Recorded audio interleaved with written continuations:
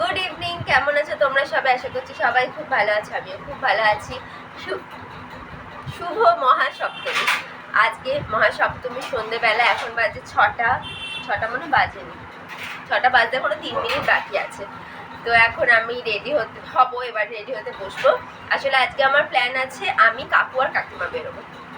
কাকু কাকিমা মানে অবশ্যই বুঝতেই পারছো, কুলতলের মা বাবার সাথে। ওরা বন্ধুরা মিলে অলরেডি বেরিয়ে গেছে নর্থ ঘুরতে।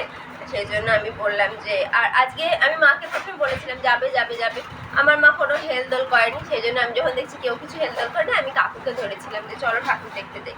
আমি মানে মোট কথা পুজোর 4 দিন ঘরে একদমই বসতে পছন্দ করি না, কোথাও না কোথাও আমাকে যেতেই হবে, বেরোতেই হবে টই টই করে, এটা হচ্ছে ব্যাপার। তো সেই জন্য আমি যখন কাকুকে একবার বলেছি, কাকু তাতেই রাজি হয়ে গেছে, ঠিক আছে যাবো। যাই হোক, আমি একজনকে তো পেয়েছি। এবার এখন আজকে বাবা বলছে যে আমরাও বেরোই, যে বেরো, তোমরা দুজন বেরো, আমি তো বেরোবো। বাবা আমাকে বলেনি তোমাকে যেতে হবে না আমাদের সাথে, আমি আর আমার বউ বেরোবো, এটা হচ্ছে বাবার বক্তব্য। আর আমিও যাবো কাকাদের সাথে। তো যাই হোক, আমি সকাল থেকে অত ব্লগ করিনি, কারণ হচ্ছে এখন সকালেও প্রচুর তাড়াতাড়ি ঘুম থেকে উঠছি। তার মধ্যে আমি একটুখানি ঘরদোর পরিষ্কারও করছি, এই সময় ঘরে আছি। তো সেই জন্য। আর আজকে আমার বন্ধু এসেছিল, একদম ছোটোবেলায়, মানে নার্সারির যে আমার বন্ধু স্কুলের ছিল, ও এসেছিল। গান শুরু হয়ে গেছে, আমি আর কথা বলবো না, আর বক বক না করে চলো আজকে ব্লগ থেকে শুরু করি। একটু বাদে রেডি হবো, রেডি হয়ে বেরোবো। তো চলো আর বক বক না করে আজকের দিনটাকে শুরু করি।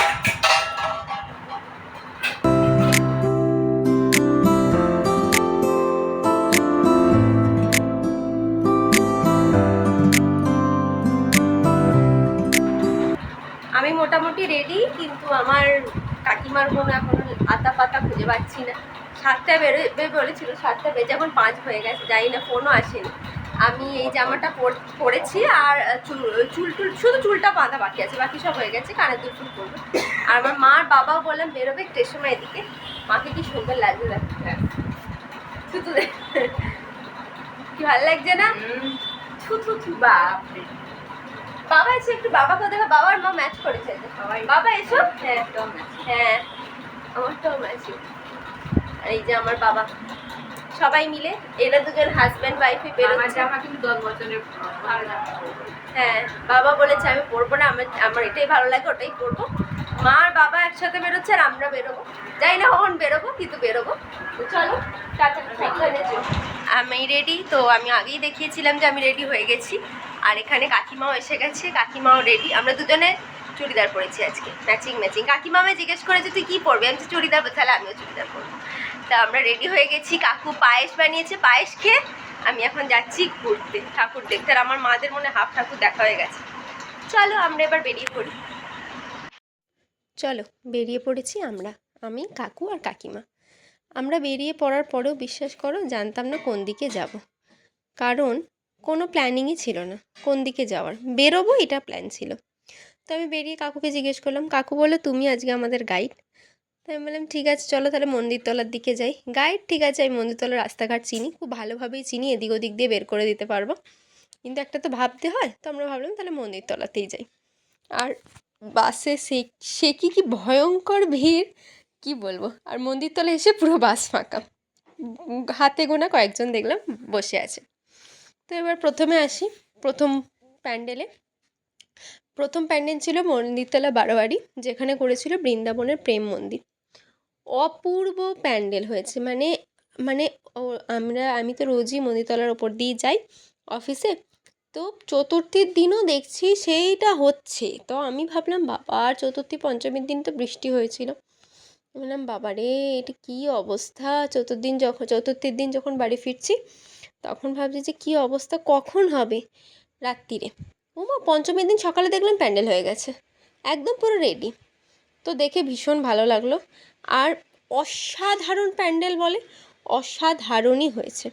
মানে আমি বলতে বাধ্য হব যে আমরা সবাই কলকাতায় দৌড়াই, কিন্তু আমাদের হাওড়াতেও প্রচুর সুন্দর সুন্দর প্যান্ডেল এবং তার থেকেও সুন্দর সুন্দর প্রতিমা পাওয়া যায়। প্রতিমা দেখতে তোমরা পাবে, তার মধ্যে মন্দিরতলা বারোয়ারি 1 নম্বরে অন্যতম। আমি আসলে ভিডিওটা অন্য ফোনে করেছিলাম, তো সেই জন্য আমার একটু আগে পিছে হয়ে গেছে ভিডিওগুলো। যাই হোক, মন্দিরতলা বারোয়ারি দেখে পরবর্তী এলাম ষষ্ঠীতলা। ষষ্ঠীতলা এবছর 100 বছর। সেজন্য ওদের একটু সুন্দর অন্যরকম হয়েছিল প্যান্ডেলটা। ষষ্ঠীতলা প্রত্যেক বছরই ভীষণ ভালো বানায়, যেই কনসেপ্টই বানায় ভীষণ ভালো বানায়। এবারে ছিল পঞ্জিকা, আর তার সাথে না একটা খুব সুন্দর গান বাজছিল, সেটা শুনেও খুব ভালো লাগলো, খুব সুন্দর। মানে রাশি ফল, দিন তারিখ নক্ষত্র এই সমস্ত নিয়ে তো পঞ্জিকা তৈরি হয়, সেই নিয়ে একটা গান। তো খুব সুন্দর পঞ্জিকা 1432 সেই নিয়ে, এবং পুরো প্যান্ডেলটাতে সারা বছরের বাঙালিয়ানার পুরো ছোঁয়া ছিল। যে রথ হচ্ছে, পৌষ পার্বণ হচ্ছে, লক্ষ্মী পুজো, কালী পুজো, দুর্গা পুজো, এবং আরও যা যা আমাদের বাঙালিদের যা যা উৎসব থাকে বা যা যা পুজো টুজো থাকে সমস্ত কিছু নিয়ে এটা হয়েছিল। এত ভিড় এবং লাইন দিচ্ছি। হ্যাঁ, এটা ঠিক যে খুব ভালো ম্যানেজমেন্ট ছিল, যে লাইনও খুব তাড়াতাড়ি এগিয়ে যাচ্ছিলো। কিন্তু বাবা রে, ভিড়ের ঠেলায় তো মনে হচ্ছে পাগলই হয়ে যাব। মানে কলকাতাতে যেমন ভিড়, সেরকম পাল্লা দিয়ে হাওড়াতেও কিন্তু ভিড়। এবারে যাচ্ছি ভেতর দিকে, তোমরা দেখো।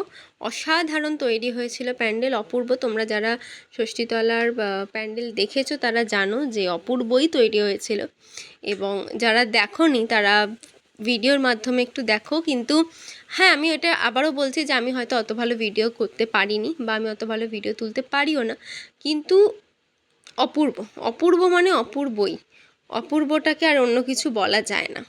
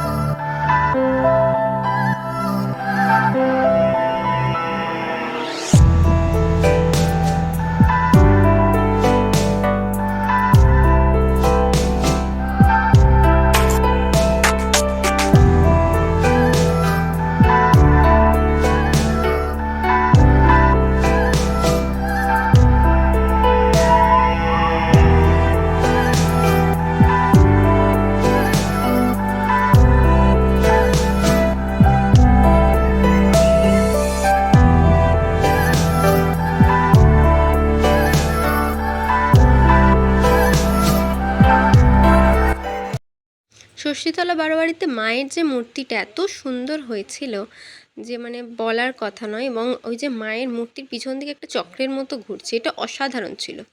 বলে রাখি, ষষ্ঠীতলার মাকে আমি অনেক আগেই দেখে নিয়েছিলাম, মহালয়ার দিনই। আসলে যেহেতু এবার ওদের 100 বছর, সেই জন্য ওরা অনেক আগে থেকেই সমস্ত কিছু রেডি করে রেখেছিল।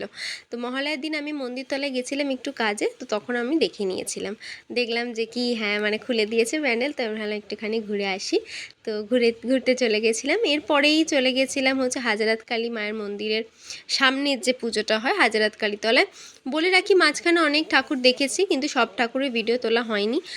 মন্দিরতলা চত্বরে যেগুলো ফেমাস সেগুলোই আমি তোমাদের দেখাচ্ছি। হাজারাত কালী মায়ের মন্দিরের সামনে প্যান্ডেলের যে ঠাকুর হয়েছিল ওখানে করেছিল তাঁত শিল্প নিয়ে, কিন্তু আমি খুব একটা ভালো করে কনসেপ্টটা বুঝতে পারিনি। যতটা বুঝলাম যে তাঁত শিল্প নিয়ে, কারণ এরম গানও চলছিল একটা খুব ধীরে ধীরে। আর আমরা যখন যাই না তখন ওখানে আরতি হচ্ছিল।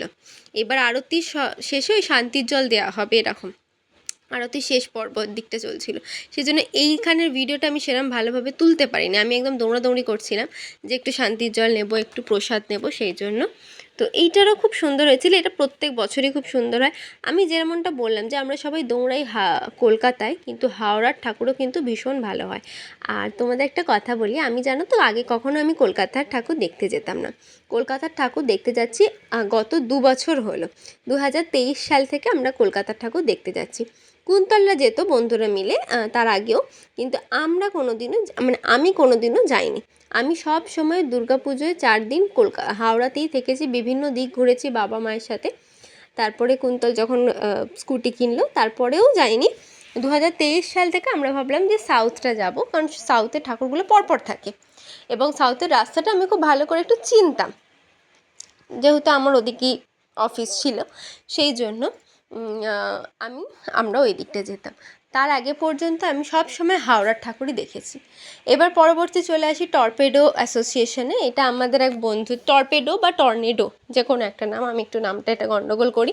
এটা আমাদের বন্ধুদের, মানে আমার স্কুলের এক বন্ধুর মানে ওদেরই বন্ধুরা মিলে বা ওদের ফ্যামিলি মেম্বার বা মানে ক্লাবের থেকে এই পুজোটা হয়েছে। কারণ যে বছর প্রথম হয়েছিল আমার মনে আছে খুব ভিড় হয়েছিল।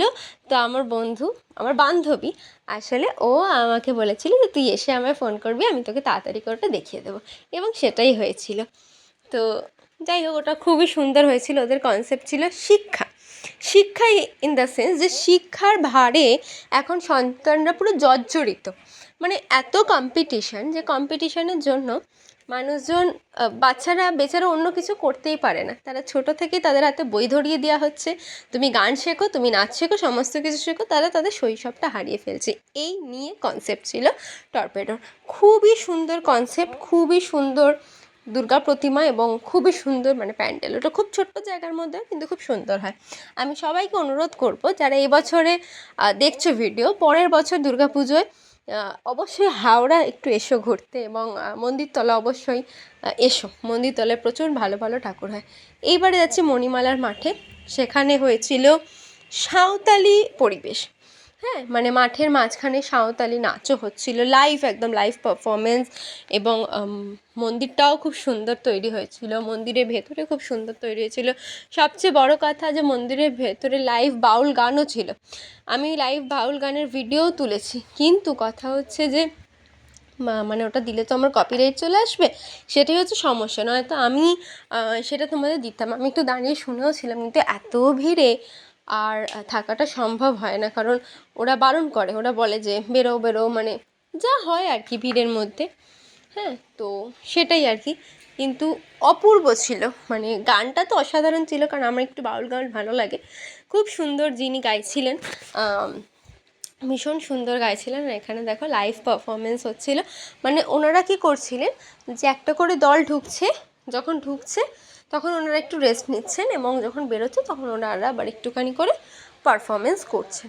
আসলে ওনাদেরকেও তো রেস্ট নিতে হবে না, নয়তো কী করে চলবে, এটা হচ্ছে ব্যাপার। আর এখন আমরা ঘুরতে ঘুরতে পুরো ক্লান্ত। আর মাঝখানে একবার আইসক্রিম খাওয়া হয়ে গেছে আমাদের, মানে আমার আর কাকিমার, কাকু খায় না প্রচণ্ড ঠান্ডা বলে। তো এখন আমরা আবার যাচ্ছি পরবর্তী জায়গায়, সেটা হচ্ছে ওলা বিবিতলা। এবার বলে রাখি, আমার ভিডিও একটু আগে পরে হয়ে গেছে, আমি ওটা ঠিক করতে পারছি না। আসলে আমরা হাজারাত কালীতলার পরে ওলা বিবিতলায় গেছিলাম, এবং ওটাই লাস্ট ঠাকুর ছিল। কিন্তু যেহেতু আমার ভিডিও আগে পরে হয়ে গেছে, তো সেই জন্য আমি যেমনভাবে আমি সাজাতে পেরেছি আমি সেরমভাবেই বলছি। ওলা বিবিতলায় করেছিল হচ্ছে সাঁওতালি, ঠিক আমি বলবো না, নিগ্রো প্রজাতি যেটা হয় না আফ্রিকার, সেই প্রজাতির বসবাস করেছিল। কারণ ওই কাঁচা মাংস খাচ্ছে, তারপরে মানে কাঁচা মাংস পুড়িয়ে খাওয়া। ওখানে এক ধরনের গানও চলছিল, যেটা মানে একটু জিঙ্গালালা হু টাইপের, এরম ধরনের গান। তো হ্যাঁ, এইরকম একটা পরিবেশ করেছিল, খুবই সুন্দর হয়েছিল, খুবই সুন্দর। খুব ভিড় হওয়ার জন্য সমস্ত প্যান্ডেলে এত ভিড় হয়েছিল না, যে আমি যে ভালো করে ভিডিওগুলো তুলবো সেটা হয়তো আমি অত ভালো তুলতে পারিনি, কিন্তু অসাধারণ ছিল। তার মধ্যে আমি চেষ্টা করছি তোমাদের যতটা দেখাতে পারি। এইখানে ঠাকুর দেখে আমরা বেরিয়ে পড়েছিলাম বাড়ির উদ্দেশ্যে। আর তার মধ্যেই সেদিনকে কুন্তল গেছিলো হচ্ছে ওর বন্ধুদের সাথে ঠাকুর দেখতে। ও ফোন করে যে ও এসে গেছে মন্দিরতলায়, তাহলে নামছে, একসাথেই সবাই বাড়ি ফিরবো।